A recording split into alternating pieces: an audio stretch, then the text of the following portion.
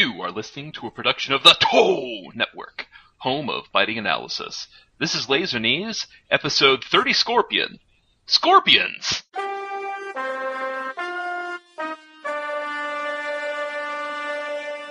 I'm Aleph, the Thesis Scorpion critic, Duat Red. And I'm Sono, the Scorpion Scorpion, Duat Scorpion. Putting heroes on trial. Critical Squadron, Duat Ranger.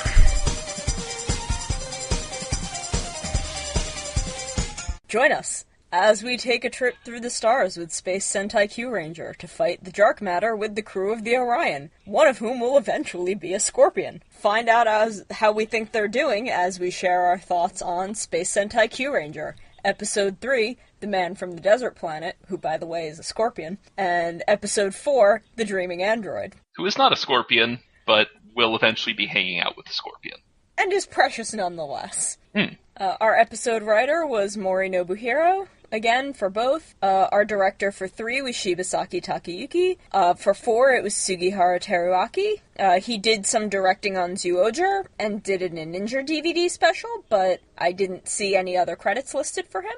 Okay, well, I think I'm gonna have to go back through and, see if he did some of the really fun and interestingly directed episodes of Zyuohger, because I think episode 4 had some really nice shots in there. I feel like he may have done, the directing on the episodes that had, Yamato and Bard flying around. Yeah, that would make a lot of sense. We have that whole really great flying sequence for Raptor. But otherwise, I guess he may be a young or new director, because I didn't see a whole lot of other credits for him. As will happen. But okay, let's get into the episodes proper before we just sort of get off on whatever tangent that we're going to go off on. And Sona, why don't you give us a systems check? The overall thoughts about the episode and what's going on in them. The episode's, Hi, dear listeners. Did you know that I like scorpions a lot? Probably. They are superlative arachnids. Given the intro of this episode, and I believe I talked quite a bit about that on the last Laser Knees. But God, I love scorpions, and I love scorpion people in things, and it is my horrible bias that I will never break free of, and I can tell already that I'm gonna have to work really hard not to be a huge Stinger apologist, because he exists, and he has a little tail, and I love him already, even though he's just been a giant butt. Look, that tail is charming as hell, though. I love it, and I love that he knows how to fight with it. Yeah, getting it around the dude's neck, that was baller as hell. So, I love this dude. I need you all to bear with me in the time that he's a jerk, because I'm still going to love him. But, unfortunately there is a problem that I want to bring up, and unsurprisingly, it is Lucky. Yeah. We're on episode 4 of 50-ish, and this show has already started tumbling down the red-centric black hole. It was less egregious in 3, but it still made 3 very muddy, and it made what was otherwise a really cute episode in 4 kind of a mess. Yeah, you ain't wrong. 3 was about Champ and Stinger. 4 was about Raptor and Sparta, which is great, because Raptor, Champ, and Sparta have all needed some expanding upon. But Lucky was at the center of both of these episodes. They did tone him and Hammy down a bit, which was nice, but neither of these episodes had anything to do with him. Again, 3 not as egregious, since it was sort of framed around Lucky trying to bridge the Champ-Stinger conflict, and he facilitated some very necessary exposition, but I don't see why 4 couldn't have just been Raptor and Sparta. I feel like Lucky just kind of dragged everything to its logical conclusion instead of it happening naturally, so we kind of lost what was going on between Raptor and Sparta. Yeah, but it's really important that the Reds show up and tell everyone how to put their pants on. Hey, did you remember to breathe in and out? I don't know why we couldn't have explored why Raptor is so devoted to her primary functions, to the point where she, wants to deviate and live this dream, but instead of being, confused by this desire, she seems, ashamed of it. And, that's normally not how that's handled with robot characters. And I want to, delve into that a little. And, maybe explore more of the difference between robot and mechanical life form that Balance brings up. Do that in both episodes, honestly, because, yes, it's right there, and I want to know more about that if we're drawing such a hard line on that. Yeah, well, and even then, it'd be fun if it's just the people from Balance's planet are just really sniffy about it. Just No, look, we're not a robot. A robot that is a word derived from a human word that means worker or slave. Thanks, no. We're good. And, like, robots are built, and we are born. Yep. Because, I mean, I've thought a lot about that since Kyuuranger, because there is an entire society of mechanical people that have parents. Yep. I have thought a lot about the Gyark reproduction process and how that could possibly work. Look, the nature of Transformers reproduction is actually a major plot point in one of the 3 currently running Transformers books. And if y'all ain't reading more than meets the eye, recently become Lost Light, y'all should get on that. That is a good series of books that is also that is on the one hand about the aftermath of a 4 million year long robot war, and is also about, hey man, it's really weird to be a 4 million year old robot, and also, hey guys, did you know that politics are confusing and complicated and demand a lot of nuance and thought? Transformers is really good, and I do really want to read these. I've heard a lot of really good things about More Than Meets the Eye. We're gonna talk after the show then. Because that is something I want to give some time to. I've been missing comics so much lately. And them some good ones, though I will say, all of the words are good. The writer, James Roberts, puts a lot of them on the page. And, like, a part of me is always like, guys, you can't put that many words on a page. Then the text bubble dominates everything, and that's not how this medium works. But they always make it work in that one, because the art team and the writing, solid gold. But anyway, sorry, I digress. They draw such a hard line on it, and I'd like to explore that more. Yeah. And also, like, why is Sparta so overprotective of Raptor? He knows Raptor wants to fight, and he seems like the type of, like, easygoing enough guy who would support it. You know, he knows how important Raptor is to the crew and, like, the mission, but, like, why not try to secretly encourage her? Because it looks like he wants to when he first finds out. In that little flashback he has. Like, there are missing pieces that we could have found out if Lucky hadn't just charged through the situation full speed and decided upon everything himself. Yeah. And I'm hoping it's not going to be a recurring pattern and it's just like a beginning thing, because I'm in love with basically everyone who isn't Lucky, and I'd like to see them come into their own instead of having him steamroll over them in this, like, horrible Kyuuranger-esque way. See, like, it's a thing where I'm very glad I haven't seen Kyuuranger, because when it comes to Lucky, I definitely feel like I'd be having Daigo flashbacks. Yeah, there's a reason that while Kyuuranger was running, people referred to it as Daigo Sentai Kyuuranger. Yeah. There was a reason that was its nickname. And I don't want this to be Lucky Sentai, I don't know, Luck Ranger. Yeah, like, I'm just hoping that kind of fades. Yeah. Look, I mean, I appreciate that they're clearly going for some Forza here. They're trying to make that lightning strike twice, but that's not a well you can go to without a dude as charismatic as Sota. I forget his first name. I believe Sota's his first name. Fukushi Sota. Yeah, is the full... Yeah, Fukushi. Thank you. Full name. Yeah, but yeah, you don't find a dude that charismatic that often who can pull that stuff off. And like this kid who plays Lucky, he's not. And at least as of episode 4 for all, there are moments, these little seconds where I'm like, ooh, you can act, but you've got this script. Poor guy. But he's just becomes Poochie from The Simpsons. Like, he's Poochie, and I'm gonna get real tired of it real quick if they don't make real clear, real fast that everyone in the cast is more than capable of, again, just putting their pants on without him giving them a really weak attempt at an inspirational speech to help them out. Because, like, here's the thing. If you're going to give an inspirational speech, it actually has to be inspirational. Like, it has to, like, if you're going to, like, oh, hey, man, I'm going to cut through the nonsense and give you the common sense stuff. It's like, okay, well, first you have to explain why they weren't there themselves, because they were, like, I'm sorry, Raptor was basically there. And Spada could have done the, hey, what is your dream? Tell us your dream. Express your dream. Embody your dream. You can do it. Like, there's no reason why he wasn't like that. Anyway, we're going to get into that later, but it is the thing where it feels like it's early days and we're just trying to get the first arc worked out, but it's just frustrating to me because as of episode 4, there's no real strong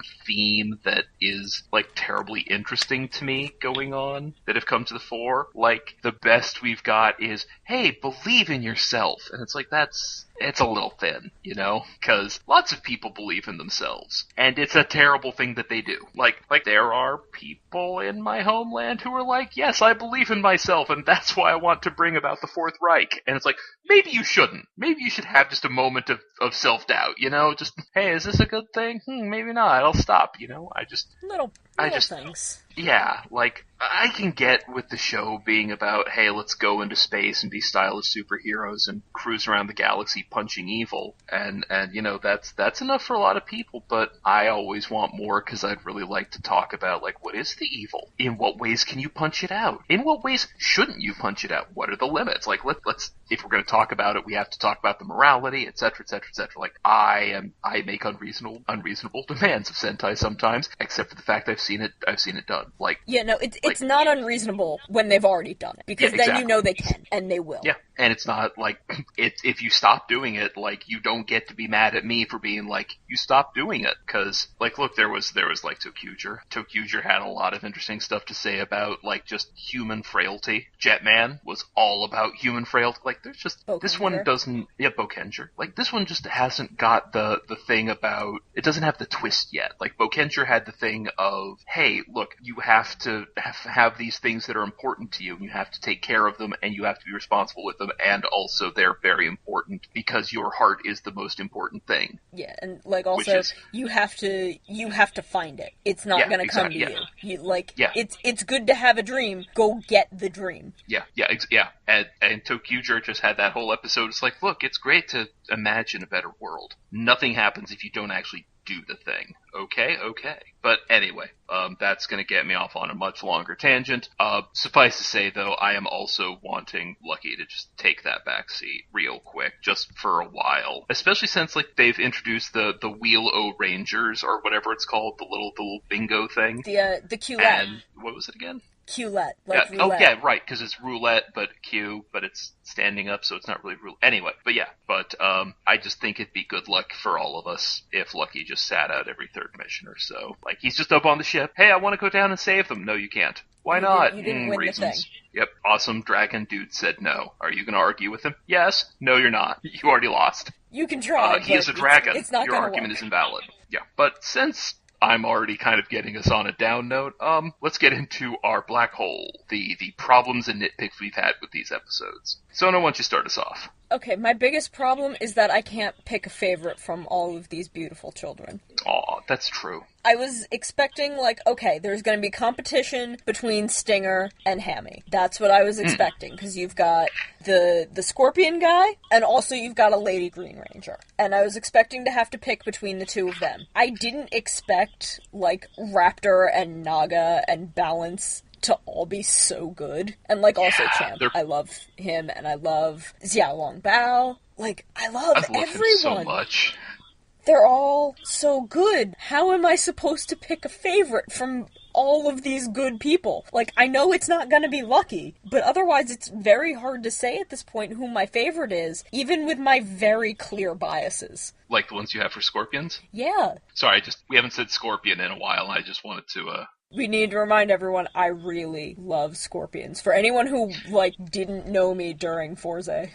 And I think it's just sort of jumping off that. Like, it's really a shame that Lucky is there throwing off everyone's groove. Because it's not just, again, it's not just that everyone's great. It's like, they are great, and you could see how great they are in spite of this dude just sort of running in and yelling catchphrases, all of which are his own frickin' name. And yeah, he's not great. He could be. He could turn it around on us. It's entirely possible. This is 4 out of, like you said, something like 50, but dude needs to tone it down.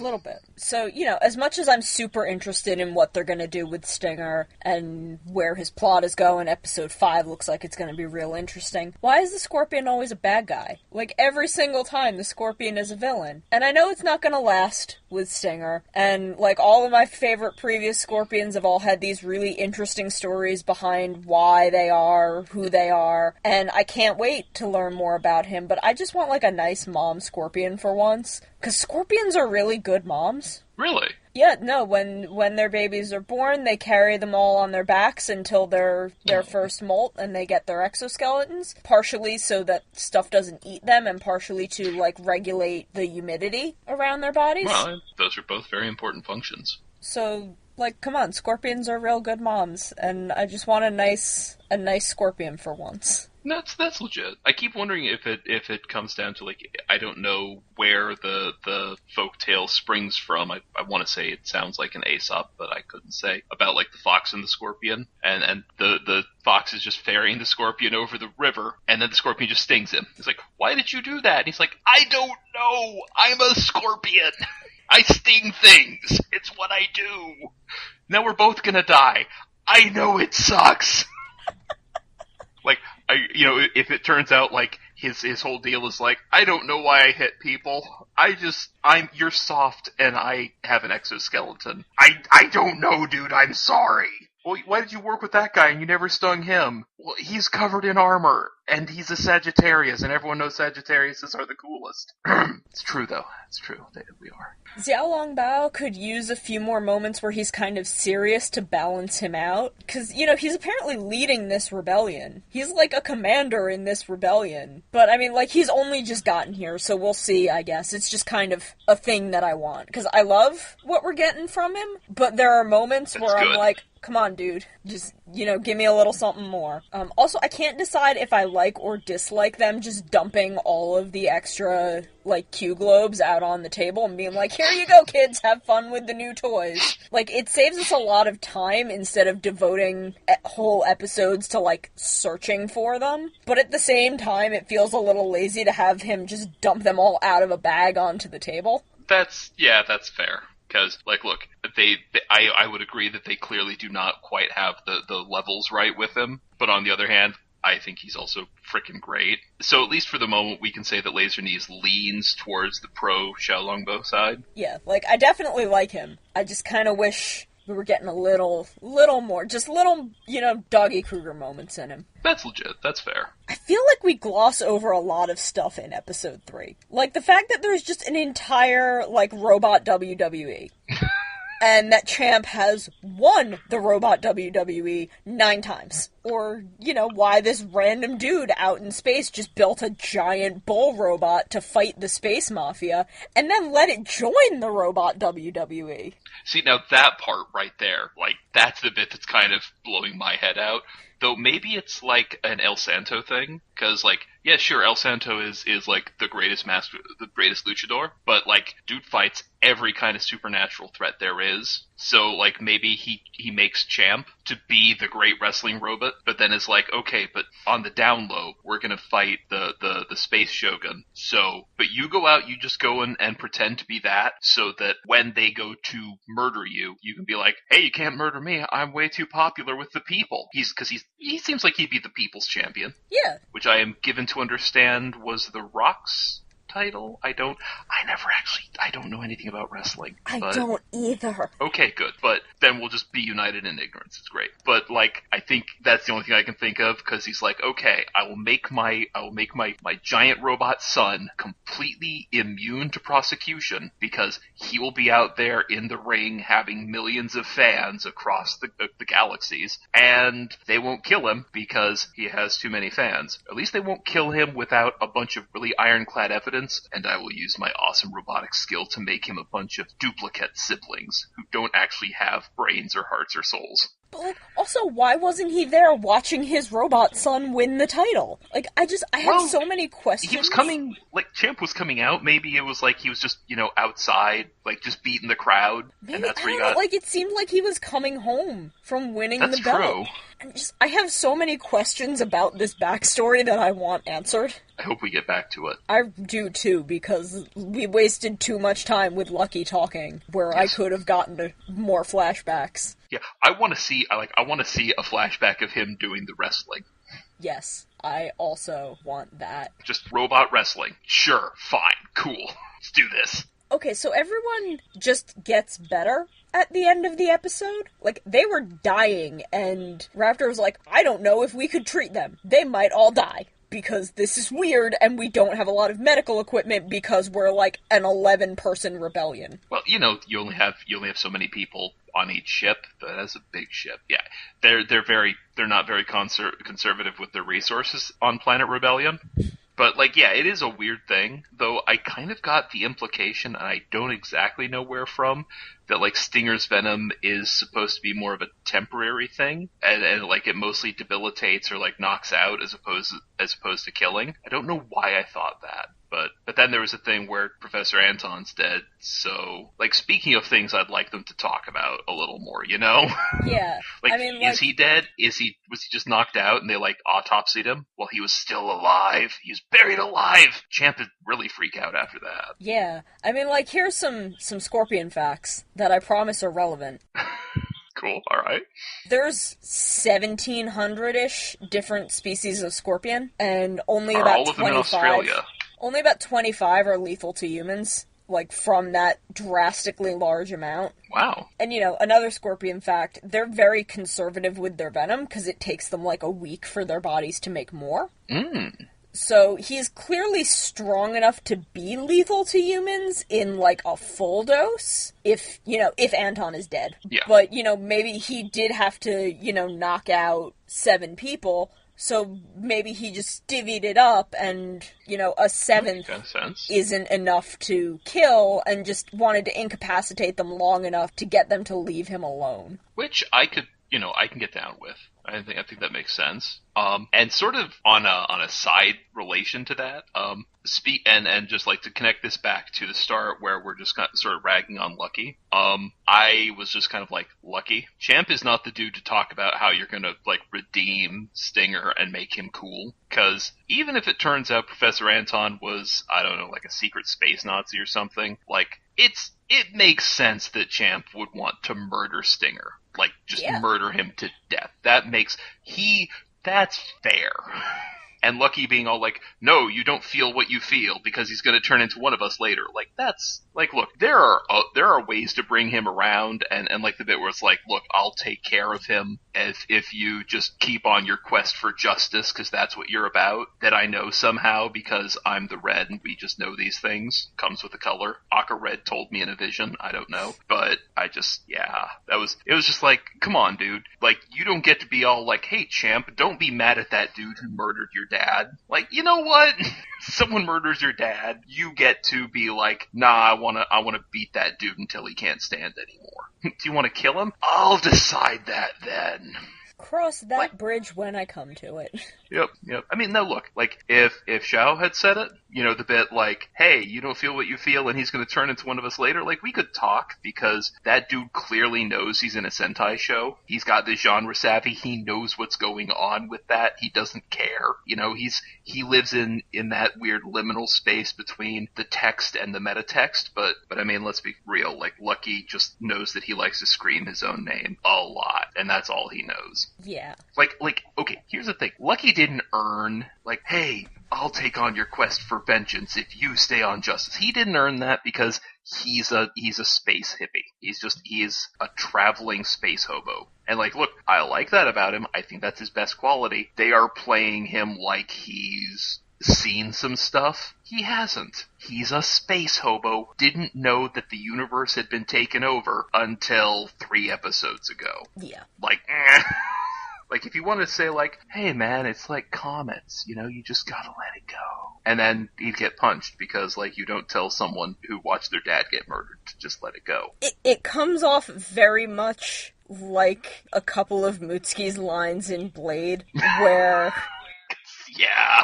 I'm never getting over this, where he does this to Tachibana first. Tachibana, the dude who's taken him in, who is looking out for him, who's trying to help him. Oh, Tachibana, you're so lucky you have a dead girlfriend as your motivation for being a hero. Yeah, it's not quite that bad, but it's close. And then, like, 5 minutes later, he says to Kenzaki, like, oh, Kenzaki, you're so lucky your parents died in a fire, and that's your motivation for being a hero. I mean, Kenzaki at least looks like he wanted to deck the kid. Which is legit. But it's, like, show a little tact. Yeah, like that's the thing. Like I like the blunt, hot-headed Red as much as the next person, but like even a blunt, hot-headed Red knows how to like read the frickin' room, and just that kid does not. But speaking of, like, lest we just turn this into the Lucky Shut Up hour, let's go to episode 4 and just get some of our negatives out on that one. Okay, so I'm not 100% on how I feel about the show bringing us back to Earth and making it such, like, an important battlefield with some kind of weird secret. Because it was just so cool how large the scale of this show was and how far we were going from home, and now we're just here again. Yeah, because, like, look, I can be on Earth anytime. I, in fact, can't be time. anywhere else. Yeah, like, recreational space travel isn't a thing, and even if it was, like, even going to the moon is not happening. And even if it was, it's well outside my price range. But it's just this thing where, like, don't bring me all the way out to planet whatever, planet Needle or planet whatever else, planet Needle, and then be like, hey, we're gonna hang out on Earth. Yeah, it's like, I'm already doing that, you guys. I mean, admittedly, it is, like Zhao says, like, it's probably for budgetary reasons. Yeah. Like, I like that he just came out and said it. Like, I kind of appreciate that, because, yeah, they burn a lot of special effects budget on this show. Yeah. Also, is the secret that Earth has a ton of life energy just because we have so many Super Sentai powers protecting the planet? Because if so, why was this not the anniversary show? Because the Gokaiger would have fit in so much better here. Yeah, and that's what we were talking about over here, too, because, like, some jerks just took over the galaxy. Let's bring in those daring youth who take pride in being pirates to back up the Kyurangers. Like, that's the movie, like, right there. I feel like the Gokaigers would just show up and be like, oh my god, again? We can't... Guys, we just left for a crossover. What happened? Jark Matter, the Space Shogun? What is a Space Shogun? Why? I don't know. We were just finding a treasure. It wasn't even a big one. It was just for a lark. Can't we take a break? In space? There's a whole bunch of sheriffs. Where were they? Where's the giant blue dog I had to fight that one time? Yeah, Doggy Kruger. What the heck? Wait, Doggy Kruger. Oh, I thought you were talking about me. No, Garu, no one is ever talking about you, ever. That was unnecessarily harsh. And then just Joe just like, no, it wasn't. Not harsh enough. Sorry. Speaking of, is Cafe Safari the place that the Gokaigers went to in their first episode? Because it looked a little bit like the same place. I had the same thought, yeah. So also, I couldn't promise. If someone could let me know if Cafe Safari is from Gingaman, because I feel like that's where they went in Gokaiger, is to the Gingaman place, but I haven't actually seen Gingaman. I just know it's not Dino Curry, because there's not a giant T-Rex skull with a TV inside it. And look, at the very least, like, it is a very intentional callback. And also, like, makes the second series, like, this year, where it's like, okay, it's clearly an anniversary series, even though it is a year after the anniversary series. Because, look, X8 got a lot of anniversary series stuff going on, too. Yeah, it does. And again, I'm super frustrated at Lucky interrupting us building up some background on Sparta. Because, like, Sparta knows about Raptor's desire to fight. He walked in on all that, but seems really oblivious as to why, like, she's acting the way she is in this episode, even though he already knows about that. And I still don't get why he's so overprotective, especially since, like, when he has that flashback and stumbles across her, he seems like he wants to be really supportive of it. And she just kind of runs out because she's embarrassed. Like, was it that he was the first one to join the team and she had to try and help before, you know, they found Hammy and Champ and got damaged one time? Because that would kind of feed into that weird line he has where he's like, there will be times where we can't protect her. Like, we had plenty of time in this episode to explore this if we just kept things between Sparta and Raptor. But instead, Lucky just yelled and made all the decisions himself. And also, so much of this episode was about food. Like, you've got this monster who eats dreams, and Raptor has to go get these peaches. And, like, food is Sparta's whole thing. Why was he only a bit player in an episode that was half about him? Yeah, I wish I knew. Because, like, look, I get that Lucky's supposed to be, like, sweet and blunt, and he's the common sense guy who just cuts through the nonsense. But, like you were saying, like, we can't let a guy whose job is to get things just right through, like, food chemistry have a chance to do that. Because all I could think was, like, gastropubs, you know? Where they take these kind of bizarre combinations of food and turn them into these really intense and unusual meals by combining them in new and uncommon ways, just because, okay, the chemistry says that these things will be good together. They don't make any sense together, but let's do it. And, like, I think that would be neat. I don't know. It's just, dude could just come to the realization on his own through, you know, just talking to her. Or she could just get in his grill and say, like, hey, maybe don't try to reduce other sapient beings to functions they were quote end quote made for. Yeah. But yeah, like just have that's a him be horrible like, thing man, to say I to don't. someone. Yeah, I mean, just have Sparta be like, look, I'm scared something's gonna happen to you, and we clearly can't function on our own. We're all idiots. Yeah, like, here's the thing, the most competent one of us, like, she spends all her time just telling us how much we suck. We kind of all just have self-confidence problems, and the only other person who can even kind of pilot the ship, I don't know if you noticed, he's a compulsive thief and a liar. I'm just saying. Like, look, Raptor, we really need you. And then have her just be like, yeah, but I really want to help you fight. And then have her get the Q Globe. Yep, and then she just grabs him by the lapels and says, like, dude, I'm from Planet Rebellion. Actually, someone should have pointed that out to her. Like, if Sparta would have actually done, you know, while she's having that, man, I don't know if I'm allowed, like, I was made to be a pilot and a secretary. I don't know if I am even allowed to do this. And he just says, like, if he just put his arm around her and just said, girl, you're from Planet Rebellion. You ain't got to do nothing you don't want to do. And then she just punched the monster in the face like that. But okay. Anyway, to reiterate my point, Lucky doesn't need to be there. It would have worked, like you were saying, it would have worked better without him. But to kind of get back into the show itself, like, we had this thing where we're reintroducing the crew from episode 1 in this episode, right? With you know, the Q-let just dropped them out. And getting the team together and having the reason why they can only have so many people out at a time, like, that's neat. That's good world building. And we don't really talk at all in the show about the dynamic of the team, just everyone kind of falling in line behind Lucky. And, like, I'm not saying I want them to spend all their time arguing or anything, but maybe just a little more time here and there about how there actually are some established groups inside this thing. Like, there's Balance and Naga, or Lucky and Garu, or, like, Hammy, Sparta, and Champ Trio. And hey, now we've got a fourth member of that going in, and that changes their chemistry, and no one knows how to back each other up because no one knows what Raptor's like in battle. It's weird. I don't know, I've spent all this time being interested in potential subgroups and, like, friendship circles, because, like, look, there's 9 main characters, and having little touchstone groupings or something like that would be a nice way for us to chart their development through these more stable relationships, given the fact that giving all 9 of them their own focus episodes is really tough. Yeah, and I mean, like, look, the best Sentai focus episodes are often about 2 characters. Yeah, and, like, dynamics, it's great. Even if we boil down to, like, you've got Balance and Naga and Lucky and Garu, and then we start building new ones, like, we keep exploring this dynamic between Champ and Stinger, how they have, once we get Stinger in, they're not going to have any idea how to interact with each other. It's going to be real uncomfortable, and we can build them both through that. Build more on Sparta and Raptor, and then, you know, figure something out for Hammy. Maybe have her bounce around between, like, she knows Sparta and Champ and Raptor, and have her move between those groups, have her sometimes deal with Lucky, have her sometimes deal with, like, Naga and Balance, and I feel like it's something that remains, like, the team I want. Just Hammy, Naga, Balance. Like, that would be the greatest. Yeah. I don't know why, but it would. I just feel like Hammy and Balance would be so good, like, working together, and Naga just, like... they both got that flair, and Naga just like, okay, was that actually a joke? Wait, I have to deal with the fact that you're always laughing at people, but you don't actually think it's funny? What?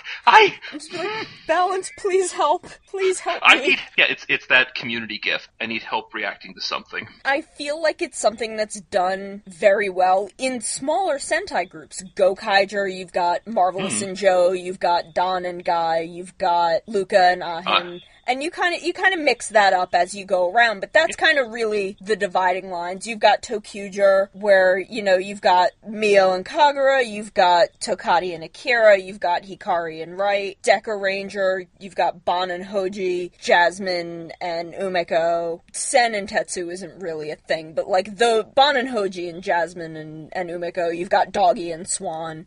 Those are much smaller Sentai groups, and it worked really well with them. And I feel like it would serve this show so well in making sure that everyone's development goes at a good... Yeah, I mean, compared to, say, another Sentai that we have also done a year-long roundup on, and it's they barely paid any attention to, interpersonal dynamics at all in Zyuohger. Everyone's focus episodes tended to be kind of solo, except for the cat trick one, and nothing from that stuck, so it hardly mattered. Yeah. They never gelled as a group to me, except for Misao, because Misao was just basically the most perfect baby. Yeah. And, I like Yamato as a character, but, he never... I don't know which of his animal friends he actually hangs out with except for Misao. And, they kept leaning on all of these, really weird, Tusk and Amu have, been friends since childhood, but let's never actually talk about that. Or Leo and Sella are both competitors in, this fighting circuit, but we're never gonna touch on that again either. So frustrating. Oh my gosh. Because, that was I'm gonna get just completely incoherent about that, sorry. But, to get off that so we're not going into that, where did Hammy go in the robot fight? We see her do the motion to summon her Voyager, but there's 6 of them, and she's just gone. She's not that, they don't have Chameleon Voyager, bouncing around and helping. She's just not there for the entire fight. Where did she go? I'm gonna say she was invisible? Question mark? I don't know. Also, we're on episode 4. This ending song is worse every time I have to see it. And I don't have to see it. I often don't see it. Yeah, but you just catch the beginning of it, and it's just nope. Even getting those, first 2 seconds of that, weird couple first notes of the song, the brr, brr. I'm no, make this stop happening immediately. Yeah, I don't remember how it goes, but every time, I start to find out, my brain just rejects it. And it's made even worse because, Xiaolongbo had that song, the Pick a Globe song before he went to spin the thing. Yes. And, look, let's be real, that would have been a much better ending song. Not a great one, mind. This show does not have great music. I like the opening, but the music is not great. Would have been much better. You could take the second Go Busters opening and just make it the ending of this show, and it would still be better. And Go Busters had 2 endings? 2 openings. 2 openings? The second one was the worst thing I'd seen before this happened. That's impressive. I detest the second Go Busters opening. And look, that's saying something because I know you are a Go Busters apologist. I am, absolutely, but that song is bad. So I'm just, that just gives context to, it's bad, because, you go to bat for Go Busters. You've gone to bat for Go Busters at me, and, I respect that. And I will constantly. I now have the Morpher, and I'm so happy. I love it. It's fun to play with. Oh, good, because that's, that is a thing. Shout out to Kotetsu Toys Japan. If you don't follow them on Twitter, you should. They do giveaways every couple of months. They're just kind of lovely people. Yeah.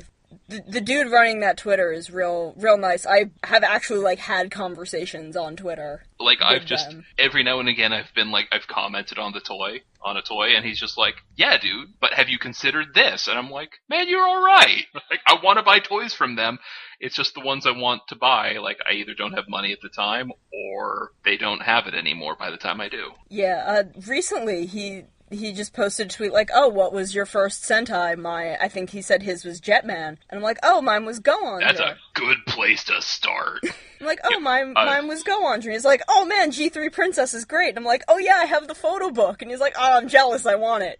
Nice! And I'm that's one of the cutest exchanges I've ever had on Twitter. Yeah. And when I get my next Sentai, and I think the thing I like most is that a lot of it's secondhand. Yes. Because I don't mind. I'm not a purist about. I don't need it new. I'm just no. yeah, I'll get a Figuarts loose. I don't need the box. I like the box, but I don't need it. Anyway. Yeah, but, like, definitely, if you don't follow them on Twitter, definitely do. Again, they run giveaways frequently, and that's how I ended up with the Morphin Briefs, is I won the most recent one. I think currently they're doing the Morphin Blaster that Jin and Jay used. So, nice. Go in, get in on that. I've wanted to retweet it to promote it, but I didn't want to enter, because it's retweet to enter. And I didn't want to retweet it because of that, just because...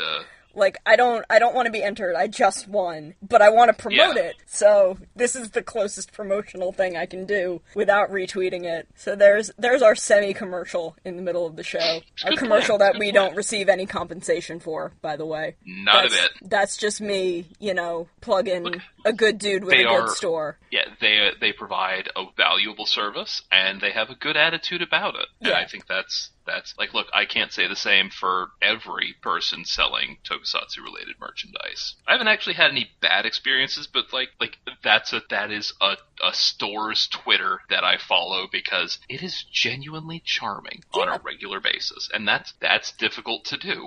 And other stores they've participated in the little one like, and then I'll post my favorite suit for however many likes I get. They'll participate in that sometimes. Wow, that's really cool. And I've commented on a few of those, being like, I think in one of them was Sentai, one of them was Rider, and I'm like, oh, Bokender's my favorite, or I love Kiva, and they'll be like, oh, that's so cool. So they're nice dude running it. Definitely, give them a shot. Yeah, if nothing else, if you're on Twitter, it costs you literally nothing. Yeah, and you can enter a giveaway and you might win. Yep. I can definitely vouch, I know other people who have won their giveaways and also gotten their stuff, so it's legit. Nice. So they're not just trying to suck up to us because we have the most semi-popular-ist, maybe, tokusatsu podcast. I have actually no idea about how many people we subscribe. But I appreciate every last one of them. I just wanted to give a little shout out since I found a way to segue into it. Yeah. And speaking of segues, and since we're talking about someone we like, let's talk about some things we liked in these episodes. Our shooting stars, if you will. Okay, so in 3, I'm glad we at least set up some kind of major short-term goal. Just, stop Jark Matter from draining the life energy of planets. It's just a nice little anchor to get us from place to place, because otherwise I'm like, why are we going anywhere? Yeah, and look, I can tell just by how the show is made, I am going to be bringing up a lot of similar points for a while, but this whole Planetium thing has a lot in common with this really good comic book called Omega Men. It's a reboot of a really old series. It lasted 13 issues. There's a recently put out soft cover just collecting all 13 episodes. It's really good. They use a bunch of fake space people to do this big analog about, hey, what's it like to know that your country does a lot of wars for stupid reasons that are actually kind of evil. But it was similarly about an energy source that you could mine out of planets to keep those planets from exploding. It's like the element that Krypton lost a whole bunch of, and then it blew up, and then everyone in the universe was like, okay, but we will commit atrocities to make sure we have access to this stuff. Anyway, coming back around to the actual show, just seeing that come up made me just really happy, and also, like you said, it's a really good anchor to get us from place to place, and it also makes me wonder if the Jark Matter folks aren't trying to keep their home world from going pop, because they're just going to every planet and absorbing all of their no planet explodey juice. Yeah, and I mean, I could definitely see whole factions of Jark Matter being like, we just want to save our planet, and being manipulated by this big evil guy. We don't have a choice. He's giving us the stuff that will make our planet not explode. I mean, even if in this very the second arc of Sailor Moon, there's a dude who takes advantage of some people who I don't think they wanted to save a planet. I think they just didn't like Queen Serenity's crazy pacifist moon government. Oh right, those are the folks on Planet Nemesis, right? Yes. So they get, taken in by this dude on Planet Nemesis, and he just kind of is like, oh, well, I'm gonna help you do your thing. And he was really using them to do his thing. And, like, it could be a situation like that. We're like, oh, Yeah, we want to save our planet from exploding. Yep. And, you know, big space those guys Shogun put takes the advantage bomb of in that. there. But the guys you're relying on to save you are the ones who put the bomb there. Yeah, but see, the bomb's in there now. So... We gotta do something about that. Well, why don't you get rid of the bomb? Because the only way to get rid of the bomb is to put more of the planet not explodey juice in, and they cornered the market. Like, look, I have to say it, like, again, I hate to keep going to the most recent other Sentai that we watched, but, like, Jark Matter, they don't play. No, they don't. Like, what's his name with his blood game? He's just messing around. He's just like, I'm bored, let's explode some things. And these guys just showed up with, okay, you know what we're going to explode? All the planets. I will destroy all of the civilized planets unless they fall under my rule. It's like, well... We know who everyone's listening to. It's nice to have a villain who are just a threat. Yeah, it's also nice that these episodes are set up not only to introduce Stinger and make Raptor Aquila Pink, but, you know, we also spent time building up Champ and Sparta. And, you know, as much as we built up Sparta, which was not a whole lot, but... He has a personality trait now. Yes. That's one up on the previous 2 episodes. So, like, I'm hoping we keep to that sort of pattern and work on consistently developing everyone to keep us moving at a good pace, because, like you said, if we have to do 1 episode for each of these 9 people and keep, like, cycling around that, we're gonna get... That's maybe, like, we have 50 episodes, we have 48 episodes. Like, Yep. We're not gonna get anywhere. Yeah, I mean, we could, but, like, it would be really clunky, and I just don't want to. Yeah. Which also, like, it just reminds me that there's a whole team of people who each have their own deal, and I like that that's what we're doing, and I want to keep it. I just also want them to keep, like you were saying, like, I want them to keep the pace in. Yeah. Also, I do want to reiterate that I really dig on Xiao Longbo, which I am so sure I'm not pronouncing it correctly. I'm trying. I promise I am. Like, that's as near as I can remember how they pronounce it from the show. So, but I love how, despite how he really could be wearing on me if they don't keep the balance right, like, dude is at least a welcome shot of charisma that just very nearly balances out Lucky screaming all the time. Which, of course, comes from a place of where I have a real fondness for folks who poke at the fourth wall and are generally good-humored in the face of horror, like, you know, when the Space Shogun takes over your galaxy. Yeah, and, like, I love kind of the lightness that he brings, and if Lucky was a slightly better character, it would feel a lot like Bon and Doggy so Kruger. Good. Yeah. But I feel like a little of what he's bringing is also what Sparta and Balance are supposed to be bringing. True. And I wish we could kind of take the time to set all that apart. But also he reminds me of a little of Jafu from Kyuuranger, especially the cat guy. I like him. That guy's Especially all right. like in 4 when Naga keeps asking like, hey, did you know this was gonna happen with Raptor? Is that why you sent her down there? And he's like, nah, what? No, that'd be crazy. I just wanted some peaches. Though, to be From fair, I this do believe he horrible just war wanted some zone. peaches. I totally believe he wanted those peaches, though. Oh yeah, he absolutely wanted those peaches. Just like, but how do I eat them? They're metal. What? I don't understand this. But, like, if that's the sort of idea they're trying to pull, because, like, Shafu was great. So if that's what they're going for, like, I could really get into it. But also, Shafu had, like, his moments of being pretty serious about things. He was just very, like, zen about it, because that was Kyuuranger. I really want them to strike the right balance for Xiao Longbao. It'd be nice. I feel like they're close, but it's one of those uncanny valley things where the closer you get, the more you notice the problems. Yeah, so I mean, if they could just give him a couple moments where, like, he's serious about things, like, I think that would do it. Also, like, it's gonna be a big thing, like, when he's finally serious about a thing, when he acknowledges how bad a thing is, like, then the kids at home are gonna be like, oh snap, he doesn't have a snappy comeback? This is serious.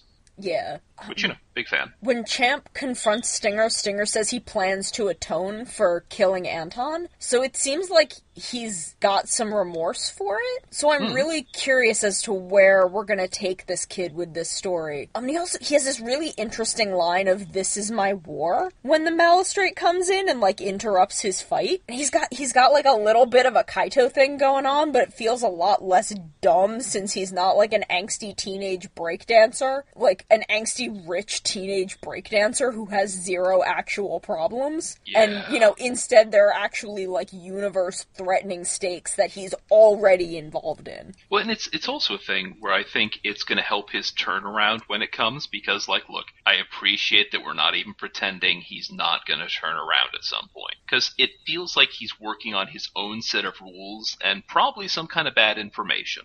Probably. That's really forgivable in this sort of setup because, yeah, he's some dude in the middle of a crazy giant space war. Yeah, you know what? If you're in the middle of a giant crazy space war and you just say, okay, I've got my code of honor and I know who my friends are right now, or at the very least I know who my enemies are, and he's decided apparently that the cats from Planet Rebellion, or at least all the people who dress like he does, are his enemies. So, okay, fine.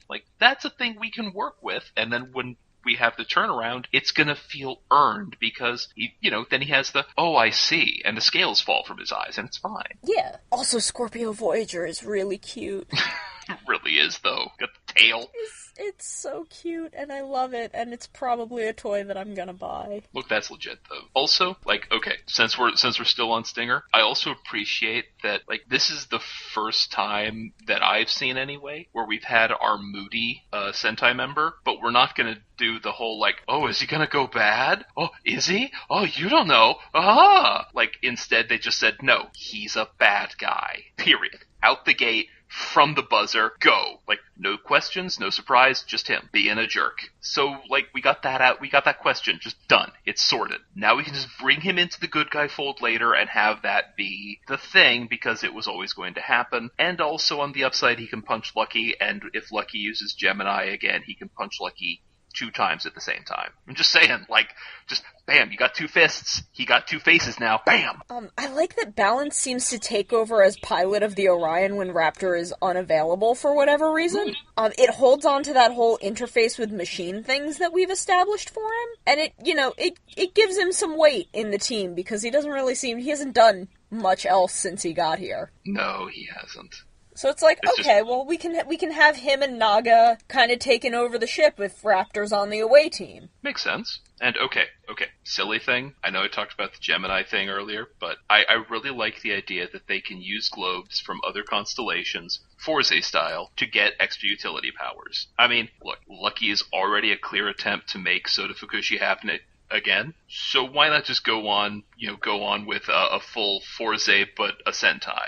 Yeah. And I mean, look, again, he's no Sota Fukushi, and doesn't look likely to get there anytime soon, but I can at least admire them trying to make it happen while they, hopefully watch the show and be like, oh no, he can't sell this, we need to write him different. I know I don't usually talk about the robots on this show, because that's not really my thing, but I adore that we can swap robot limbs. You can have a leg and make it become an arm, and that's so cool, and it makes this robot so much more versatile, and probably a lot more fun to play with as a toy, since no matter, what kind of finisher you want to do, if you want to do a punch or a kick or something, you can always have your favorite be the limb that's doing it. Mm-hmm. Yeah, they got that Scramble City thing. That just seems like something real fun for kids. Yeah, look, I mean, it's always been one of my favorite things with the Combiner Transformers. Just mix and match, like you said, your favorite one gets to be the hand that punches the bad guy. It's great. Okay, and speaking of robots, or as the case may be, mechanical life forms, I just, like we were saying earlier, because it happened in episode 3, I really dig on Balance taking the time to point out the difference between robots and mechanical life forms. We've already covered that. I just wanted to just bring it up again, because it's neat. It's real good. And I really want them to, do more with that. Okay, there has to be a Team Robot episode, right? Well, absolutely. A Team Mecha. Yeah. Lucky can come in and he can be the center of the robot. I don't care. We have to have an episode that's just, it's Champ and Balance and Raptor just being cool. Having an adventure. And just probably Balance just being a massive toolbox. Oh yeah, you guys were made, that's cool. You know what happened to me? I was born. It's way better. It's way cooler. You actually get to grow up and have experiences and stuff. You wouldn't know anything about that. They just shoved that stuff in your head. They're just excuse you. At which point Champ just suplexes him. Yeah, see, okay, also a thing I noticed in episode 3, just the last thing, I'm very sorry, but I noticed in episode 3, you can see his title belt, or sort of the title belt detail he has on his abs. even when he's in his Sentai suit. And just like, oh, so yeah, his Sentai suit is just like extra armor that like compresses his normal armor because his head gets a lot smaller. But like, we're not going to fight about that. It's the Doggy Kruger like helmet rule. You don't ask questions. Yep. Okay, but let's move on to episode 4, lest I get bogged down in another bit of minutia. Because look, I have a lot of complaints about the show. I really like the world building. Yeah, I feel bad complaining so much because I really do like this show. Yeah, I'm really into it. Yeah, he's terrible. He's the pits. If he would, like, if they actually got Sota Fukushi to come back and play him, it'd be another story. But, like, again, from all the promo materials, like we were talking about before the show, like, all the promo materials made me think he was going to be, like, the cocky commander. You know, like, he's the second in command, he's really, like, got the smug thing going on. Like, he's a confident, assured space adventurer. Like, if they went more Star-Lord from Guardians of the Galaxy with him, we could talk. Yeah, because I feel like that would suit him so much better. He can, like, again, just looking at the promo materials, he can play that. He'd be good at it. Like, and at that point, like, a kid with the luck powers who is just kind of also a scumbag, but is also really cocky about it, you can do that. But if it's just, like, the guy who has luck powers and it's just like, I have luck powers, it's great! Like, it's not as good. Because it's the Han Solo thing. Like, if Han Solo ever seemed like he was doing any of the cool stuff he did 100% on purpose, he wouldn't work. It's the reason you like him is because, like, yeah, man, I love my ship. The Millennium Falcon, this thing is the greatest ship ever. And then, like, 3 scenes later, he's, like, in the pit, you know, trying to rewire it. It's like, what? How does any of this work? Chewie, I need help. Like, it's that juxtaposition that makes it go. But there's no juxtaposition with Lucky. He's just this guy all the time. But yeah, like, I like the show. It's just, boy, that dude. But yeah, let's get on to episode 4 before we go off on another tear. Because this one's going to be a long one, and that's just going to be because I think this show is going to be a lot of long ones because we're just like, Lucky, stop. Please. You aren't even real. The people who write you can't hear us, and yet we're going to do that thing. Okay, but episode 4, Raptor writes self-insert fanfiction about her being a Kyuuranger and being, like, the hero of the rebellion, and she wants to do, like, the Sailor Moon line and a pose, and she's too pure and good for all of us, and we are not worthy. Yeah, that's entirely true. Because it's also really fun to me that the show is just kind of showing up and saying, hey, if you're a girl, digs on Super Sentai, and likes writing self-insert fanfiction where you're the Mary Sue, and the boys say that you can't play because you're dumb, or whatever it is everyone has a problem with, you look here.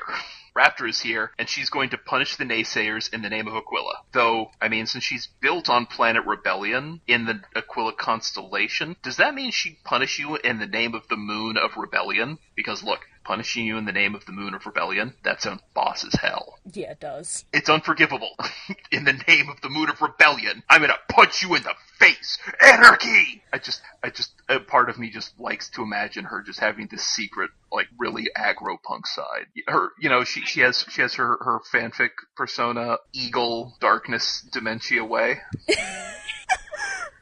Oh my god. Yeah, she doesn't want to hang out with all those preps because she's pure gothic. Oh god, that's a reference to Paul. Are the kids gonna get that? Look, my immortal is immortal, and if it's not, well then, there's the internet, kids. Like, seriously, do your research on that one because, man, do your research on, like, the early 2000s Harry Potter fandom in general because that is where all the fun stories are. Well, I think it's and also, I don't even mean the fanfiction. I just mean in general. Just the fandom. Yeah, like, well, it's also, like, I think the only place it could be, because it was the only thing that big. Yeah. But that's a whole other conversation that would probably involve me having to do research and, like, cite some people, because there are internet folklore and fandom scholars who I think you'd probably have to call in for any, like, actual real discussion of just the size and scope of the Harry Potter fandom circa the early 2000s. I will link you to an entire, like, documentary essay on one ordeal. Nice! It is my favorite thing to go and read maybe like once every 18 months. Cool. It's like 2 days of reading, but it's so good. Flippin' sweet, alright. I'm in. But yeah, anyway, to cycle us back before I got going on my immortal. Punishment in the name of the moon of rebellion. She's gonna do it because what you did is unforgivable. Unforgivable. I don't even watch Sailor Moon. Like, You should. It's good stuff. I should. I just, anyway, go on. I know. Time. I feel you. I do love that Zhao Longbao seems to just want to dance all the time. Like, is that just a cultural thing for him? I hope so. I hope, we go to his home planet and, everyone's just like, hey man, it's cool. Let's get a dance number in. Yeah. It's from, a little the musical weird, planet. but it's also super endearing. Again, I just, wish he got a little more serious sometimes, but I really dig him just, wishing he was in a better dance ending for an entire, 20 minutes. Yeah. Also, just taking time to try and figure out a new catchphrase, which is actually really impressive because Lucky done mined the heck out of the entire galaxy's supply of catchphrasium. Also, okay, I like that we use this point in time to talk about how the stuff that powers the Q globes isn't infinite.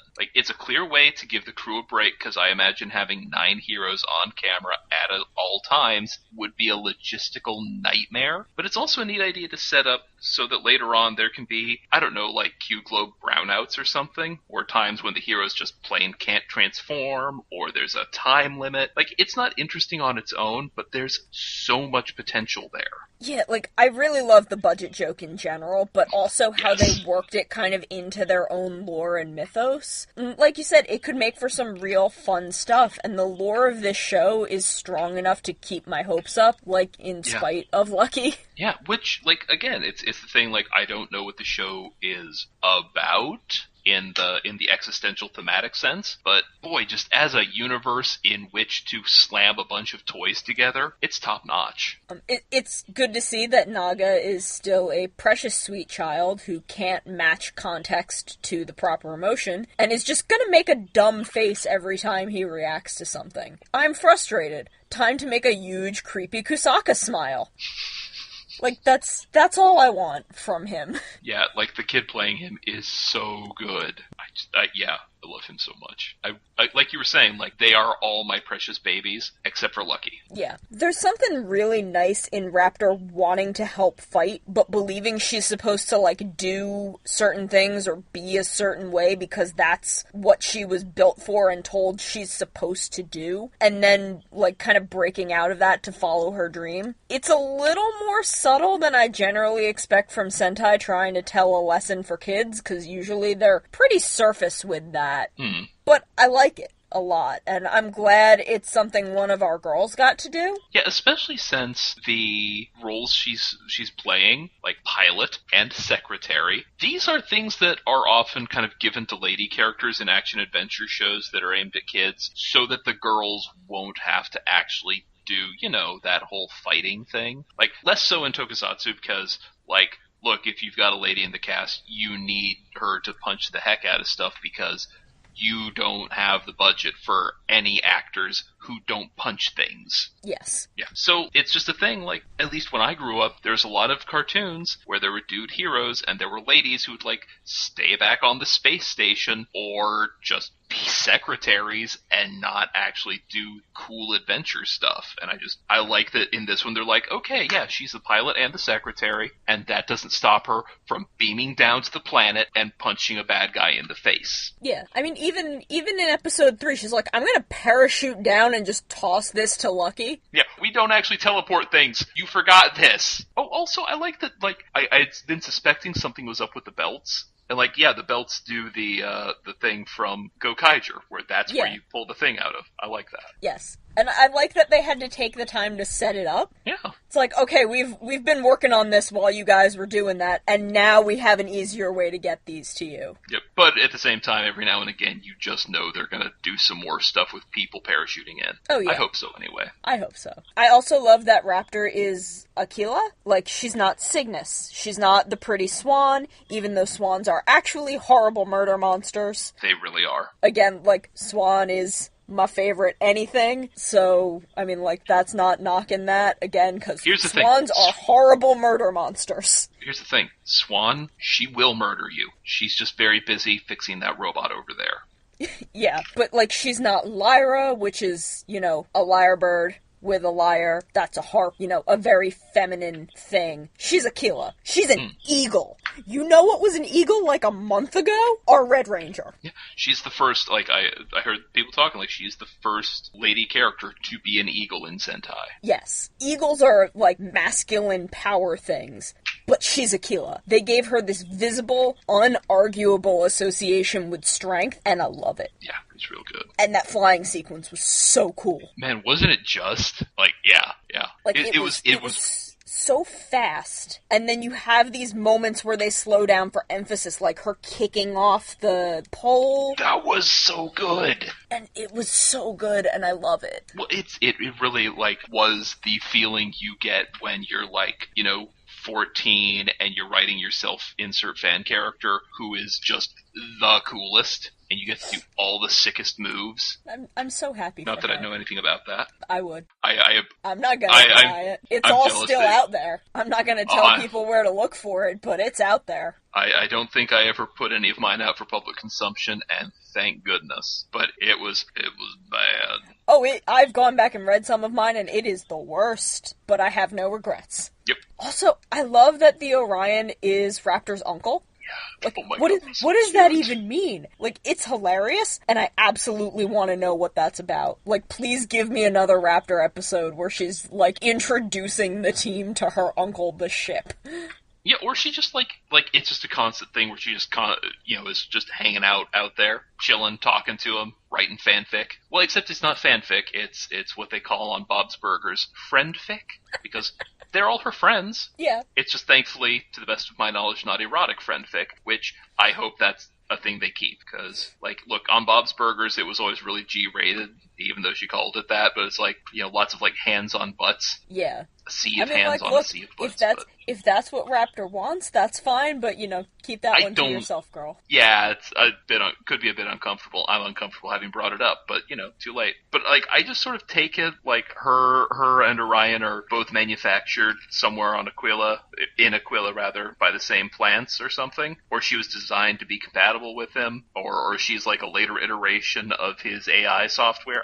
But either way, however it happened, it's adorable, and I just like the thought that he's also from Planet Rebellion. I mean, like, the thing is, the end of the episode makes it seem like he has some kind of sentience. Yeah, Orion! Like, he talks and he like a kind of, Pokemon. like, nods. But, yeah. Like, I want to know. I want to know what that's about. Please tell me more about Raptor hanging out with her spaceship family. Yeah. Oh, what if she's the runt? What if she's, like, the runt of the litter? Oh. And one day she's gonna, like, go through a metamorphosis like a caterpillar, and she's gonna turn into just a giant bird ship. I love this show. I just want Lucky to, like, calm down for 10 minutes.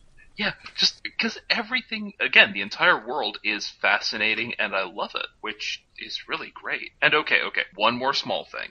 I like that as of episode 4, we're basically done with the whole get the band together thing. Like, okay, we still have to turn Stinger around, but we know where he is, and generally what he's doing, and both why he would be around, and that he's going to be around. Everyone's a Kyuuranger now, we just have to find the chemistry to make it all go, and that's really nice. Because I'm not gonna lie, I'm not a big fan of get the band together openings for Sentai. Because, like, look, you have like one episode to get my attention, and if that episode is spent saying, hey, it's gonna be really cool in like 12 episodes when we finally get teamed together, I'm good.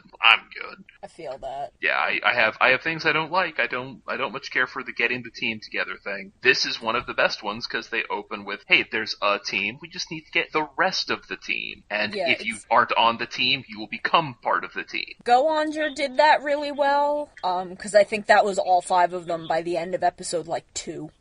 Bokendra pretty much starts with, this is the end of getting the team together. We have everyone here, we just gotta make sure, we can keep these 2. And even if you don't like Bokendra as a whole series, I don't know how one would, but even if you didn't, man, that first episode, it shows up and it does not play.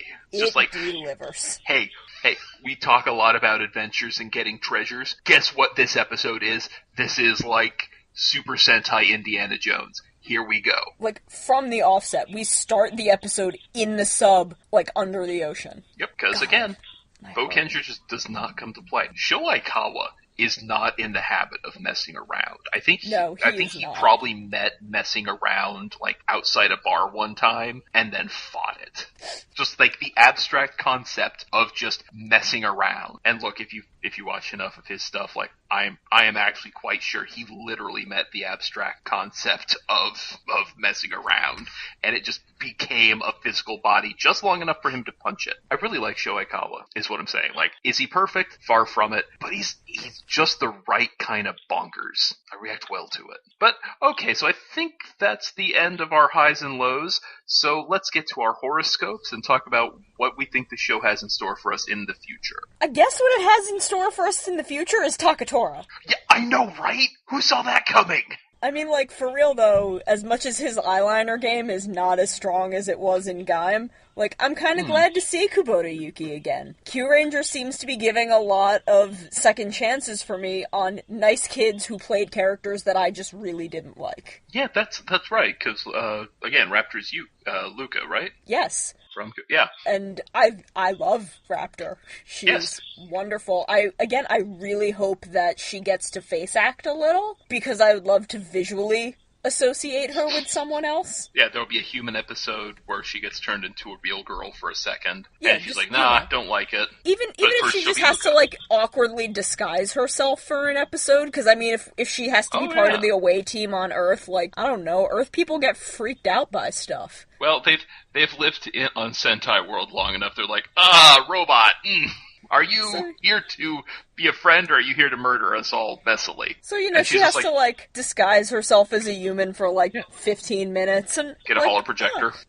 I'm just hoping, but I mean, like, hey, okay, it's Takatora. We're getting Takatora in episode 5. And it's good to see him again. He looks good. Whoever's doing makeup for this, not as great with the eyeliner for him, but, it's good to see him. Yeah, it is. And, like, even without the eyeliner, like, that dude is super handsome. Yeah. Like, holy dang, he is an attractive man. I really related, sort of, because he seems to be related to Stinger in some way or another. I really want to see, like, baby Stinger and, like, him being carried around on his mom's back, or even, like, Takatora's back, like, I have to adopt you and keep you safe. 'Cause Scorpion fact, that's a thing scorpions do to protect their young, which I think I mentioned. I can't remember if I mentioned that before we started recording. I think you did. I think you did, because I feel like you did. I'll reiterate here just in case. It's a thing that mom scorpions do before the babies get their exoskeletons. Just, keep them safe from things that want to eat them, and also, regulate their body temperature and humidity and things. And it would be so cute to just see someone carrying around, like, baby Stinger piggyback. Really and would. I want this. Please, Kyuuranger. I will tolerate so many things from Lucky if you do this for me. No, that's completely legit. And, apparently we're gonna get another full episode of me talking about scorpions until I'm blue in the face. Well, no shame in that. Scorpions are neat, and I'm learning new facts about scorpions that I know. And it's going to be fun to see how they integrate those facts about actual scorpions into the episodes about the scorpion people and Scorpion World. Scorpion. Maybe that's where Sonoda is now. Maybe she just escaped. And went to Scorpion World. Well, again, like, this thing has a lot of thematic callbacks to Forze, so it wouldn't surprise me. Man, let's, just get Yuka Konan to play his mom. Yeah, then she can maybe be married to Takatora, in which case, like, man, that explains why that young man is very attractive. I feel really weird saying that, because, like, look, all the Sentai kids, like, I can't tell when they're like, it's just like, I hope that's not very creepy. Yeah, I'm a terrible judge of age. Yeah, I'm not trying to be a creeper. I'm just saying, like, if it was her and Takatora, that would explain why that young man kind of won the face lottery. Yeah. And like, the most obvious thing about what the show has in the future for us is, speaking of Stinger, like, yeah, he's going to have his turnaround arc. I have really no clue about anything else, because much like the vacuum of space, the show's potential is both thrilling and a bit frightening, because it could go really, really cool. but it also feels like it could really just suck at any time. And by suck, I mean like, the cold vacuum of space where you just freeze to death and your eyeballs explode. Like, I'm still excited for it. I'm just not as excited as I was before, which is really frustrating because, again, this is the uncanny valley factor because I am really close to being just ravenous for this show. All those little things just jump up and it's like, stop. And by all those little things, I mean the way they write Lucky. Yeah. I'm pretty sure it's like a focus group thing with like, hey, what do like 10-year-old boys like? They really like a guy who yells a lot and has a catchphrase. But like that catchphrase isn't even as good as like Uchukita, which... Yeah. Or even like Wright's whole imagination thing. Yeah. Like, come on, like, when has Lucky ever dropped a line as comparatively sick as, I can see it in my head, me punching you out? I'm like, that's actually that's an intense line to say to somebody. Like, nah, dude, you're already beat. Why? Because I imagined beating you. What? That doesn't make sense. And then he does it.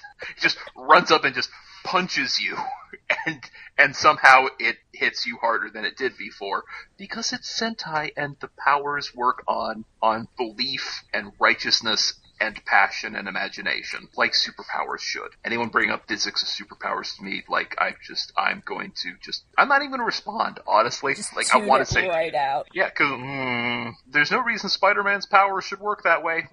Look, here's the thing: you drop it. Yeah, exactly. It's made up. And why does it work? Because he has the weight of the world on his shoulders. That's why they dropped a giant building made of metal onto him, because he has the weight of the world on his shoulders. But then he stops and thinks about like, but if I don't get out, like, it'll break Aunt May's heart, and Mary Jane will be so sad, and Gwen, because this was back when Gwen Stacy was still alive, like, she won't be happy, and all these people are depending on me, and I have to move. And like, then he pushes the whole building up on his back and just like pulls himself out, and it's one of the greatest comic books of all time, because anyway, superpowers operate on theme and passion and your heart, which is... I'm not going to start talking about current events, superhero comics, because we'll be here all night. Sorry. So, do we have anything else to add? Not really. Just, I hope our listeners are prepared for more Scorpion talk in 2 weeks, because I'm never going to stop. More Scorpion talk for the next year. Look, like, if you can bring in an interesting new Scorpion fact every other week, I think that'd be really worthwhile. 25 Scorpion... Well, okay, at this point, 20... This is 2, so 23 Scorpion facts? 1 a week? I'm going to try my best. If we have an episode about Stinger, I will try to incorporate some form of Scorpion fact. And then we'll just have to change it to Laser Scorpions. Yes, which sounds awesome. Yeah, it does. Well, I mean, that's basically his Voyager, isn't it? Pretty much. But until next week, when we may or may not have some listener thoughts, and we will absolutely have some more, well, not next week, 2 weeks for Laser Knees, when we will absolutely have some more Scorpion facts. So until then, for Laser Knees and the Toll Network, I'm Aleph. And I'm Sana. And we're gonna Scorpion. See y'all.